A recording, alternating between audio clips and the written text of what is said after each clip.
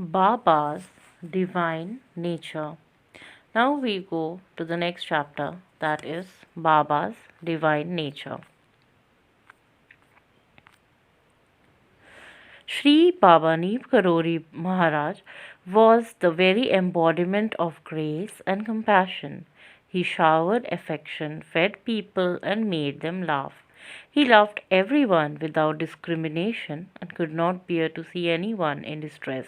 He was so affable that each of his devotees felt that Baba had special affection for them and believed him to be their very own. Even simple words spoken by him always brought good, just as seeds, in whatever the way they are sown, are always sprout upright. He was like a kalpatru, a celestial wish fulfilling tree in satisfying the beneficial wishes of people. Baba would often call strangers by name and relieve them of their suffering by advising them suitably. He would cure diseases of people without their knowledge. He alleviated afflictions, whether physical, spiritual, or mundane, with a mere glance or touch. Some people call Baba the great ascetic, some of the supreme saint. One devotee said that Baba appeared according to one's thought or as a reflection of one's own feeling, often as a beloved family member or a revered teacher. Baba came to one man in the form of Sri Ram, to the another in the form of goddess Durga. Many believed in him to be an incarnation of an all powerful Hanuman. Swami Karpatri Maharaj said, in Kali Yuga, many learned saints have come in the world, but none is so enlightened as Baba Neep Karoli. Swami Chidanand, the president of the Divine Life Society of Sri Shivananda Ashram, called him a wonderful mystic of northern India. Baba himself said, if people got to know the truth about me, they would even pinch off the hair on my body and make talisman. Baba, however, kept his divinity concealed. The villages of Akbarpur and Neep Karoli in Uttar Pradesh were the field of his Leela for more than half a century. Nevertheless, the inhabitants of his native Akbarpur were not aware that their own Lakshman Narayan Sharma was known elsewhere as Baba Neep Karoli on or Baba Lakshman Das. Nor did the resident of Neep Karoli know that Baba, who became famous all over the world by the name of their village, was none other than their own Baba Lakshman Das. Baba's unassuming appearance caused common people as well as spiritual aspirant of high order to mistake him for a prosperous Indian householder. He made no pretension about being a saint or in order to gain respect. He did not mark his forehead or wear a string of beads around his neck, nor did he wear the saffron clothing of a sadhu. Instead, he wore a white dhoti and a blanket. In his own ashram, if a stranger asked him where they could find Baba, he usually replied, there is no Baba here. Go and have darshan before the murti of Hanuman. Baba often created a misleading impression of himself and bewildered people in order to divert their attention. Many say he exhibited human weaknesses to this end. Baba credited other people with his own extraordinary deeds, and if any of his devotees tried to speak highly of him in public or look for details about him, he did not allow them to stay in his company for long. Baba disdained the fawning ways used to show esteem for him, though sometimes he would accept ritual adoration when it was offered with true love and simplicity. Outwardly, however, he would still be busy talking or lost in thought. The opinion of others, whether favorable or unfavorable, did not affect Baba. He would unhesitatingly and contrary by expectation, and at times even ways that seemed humiliating in the eyes of the world. His reasons were generally incomprehensible, yet he applied to people so much that he always remained the object of their reverence and affection. His paradoxical actions could often be explained by the fact that Baba, like other saints, made use of the subtle, unseen forces of the universe. In this way, rational logic could not be applied to them. Swami Ramanand said that Baba's state of consciousness determined his behavior. When Baba appeared to be asleep, it would be just as likely for him to be in a state of bliss or on another plane. More often, Baba appeared restless. Even while sitting or lie down, he was rarely still. Baba's apparent mobility was often attributed to the numerous benevolent work he was doing elsewhere unnoticed. Even Baba's physical form would sometimes reflect his inner state. The photograph in which Baba's hands look like a monkey paws suggests paw suggests his absorption in the contemplation of Hanuman. Baba never got tired of moving about day or night. He would joyfully pass the nights in solitary places, on parapet walls by the roadside, or in jungles. Sometimes he roamed about without food. Sometimes, even after eating meals in the many homes he was invited to, he would say he was hungry and ask for more food. It is believed that Baba was taking on negative karma by eating at people's homes, thus saving them from adverse effects. At other times, a piece of dry bread from a pious and good soul satisfied him. Swami Ram, living with the Himalayan master, said Baba was beyond the physical awareness of his own self, and so his behavior appeared childlike. He would occasionally forget to eat or to take his bath. His attendants would remind Baba, and then he would perform the daily chores. Sometimes Baba would be smiling at jokes, and those around him would be laughing. In an instant, he would change the mood, and people would start weeping. At times, a few times from the Ramayana, a recollection of Christ or even an ordinary conversation would touch his heart, and his own tears would flow profusely. Even his picture was seen to shed tears when someone wept before it. Baba led such a simple life that there was nothing one could give him. He did not accept money from foreigners and discouraged others from doing so, for he would honor and accept humble offerings from the poor. He had a natural affinity for the destitute and disadvantaged, and walk into their homes uninvited and ask for food. He often says, everyone is poor before God. At the time, Baba encouraged charity, generosity, and sacrifice, and exhorted the rich to spend money on the construction of temples and ashrams, on bhandaras, and for the welfare of others. On occasion, he would put a devotee to the test by asking them for something that they were attached to or felt unable to part with. This again was his Leela. He told people that generosity was a result of good deeds present performed in a previous birth, and said to give or sacrifice for another at the cost of hardship for yourself is very difficult. Such acts can only be performed because of sanskars, predisposition, or positive tendencies of previous birth. Baba's nature to forgive was unparalleled. He did not look down on anyone for their evil deeds or for exhibiting human weaknesses such as desire, anger, pride, ignorance, or avarice. It is said in the Ramayana, if God took heed of all of men's deeds, redemption would become unthinkable. Even though Baba knew everything, he accepted everyone as they were. Indeed, he would become unhappy if someone mistreated a person who had committed an offense. Once Baba ignored the traffic rules at a crossing and was verbally abused and manhandled by the police officer on duty. Baba did not mind, but someone else reported the incident to a higher authority. When the police officer was called to task, Baba himself went to plead for the man and saved him from punishment. There were times when Baba made a show of anger, scolding and shouting. His Shiva-like wrath was not easy to cope with. He did not hesitate to use a stream of coarse swear words.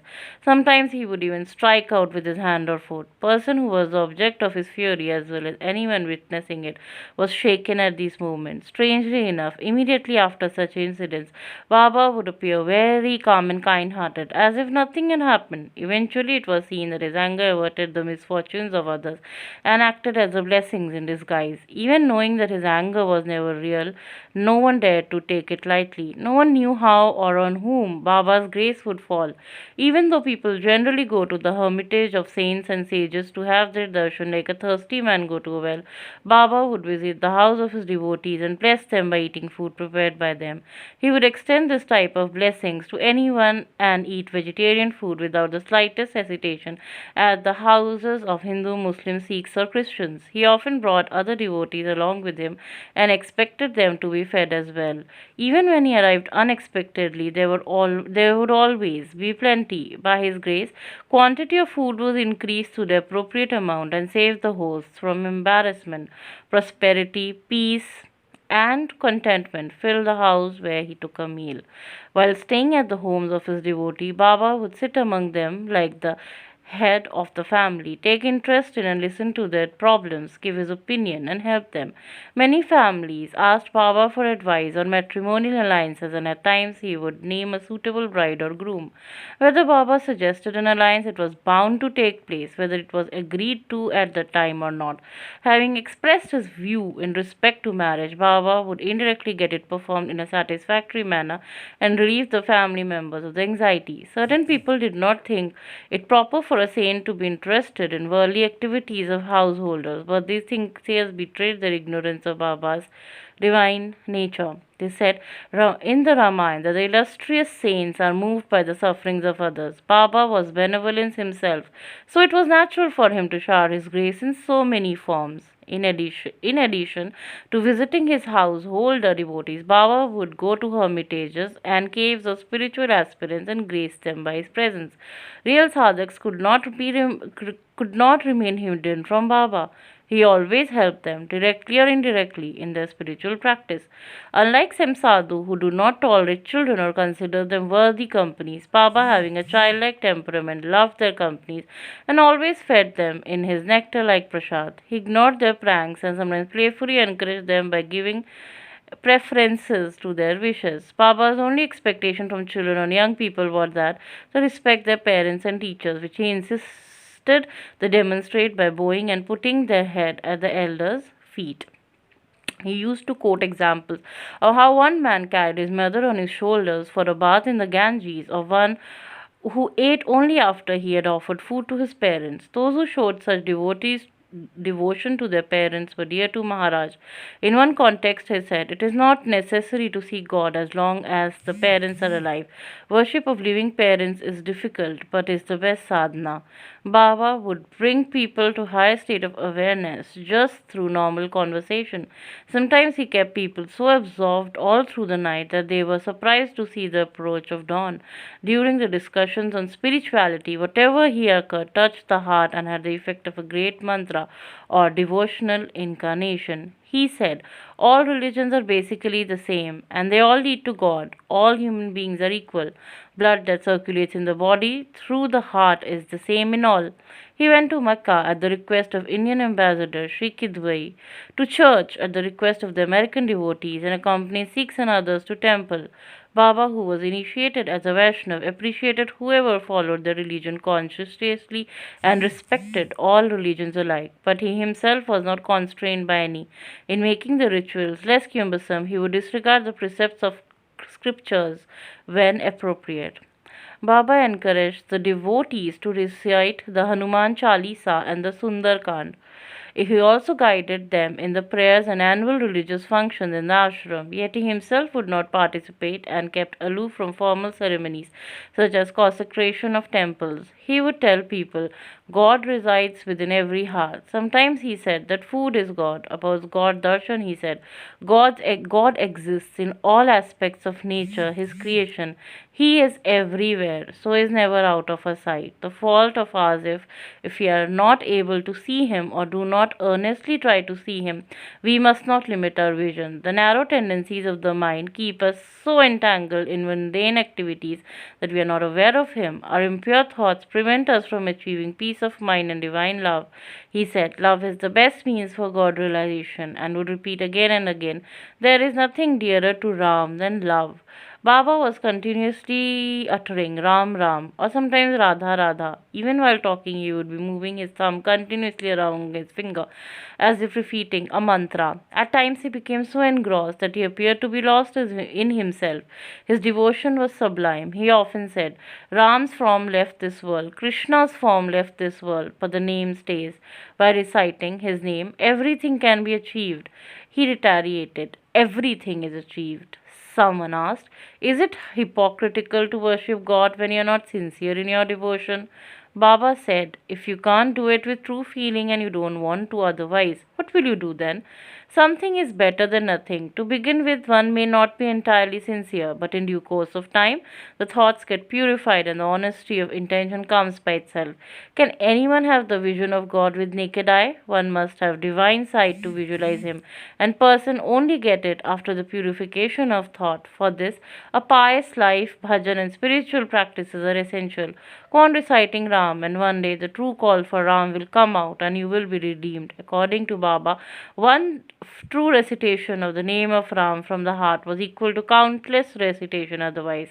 He would say, go on worshipping God in thoughts, words, and deeds. They will be able to perform Nishkam Karma.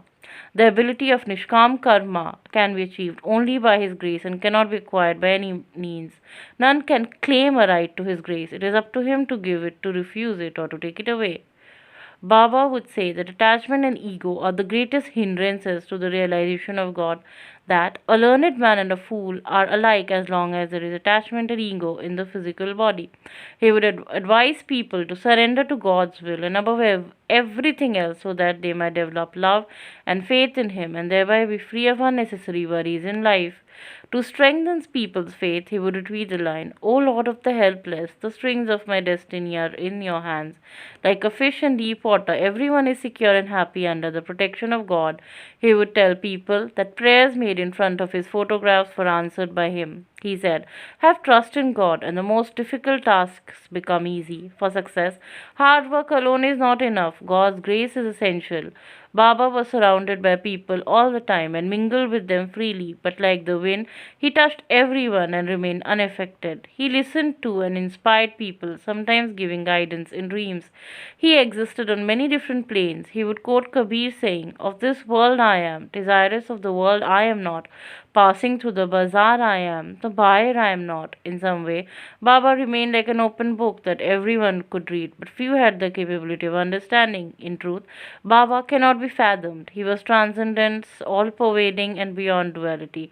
His physical form performed many miraculous deeds, but the real miracle was the love and concern for human welfare implicit within them. To the seeker, Baba showed possibilities in human life beyond imagination. To the man of action, he showed the path of righteousness. To his devotees, Baba gave a glimpse of God in human form.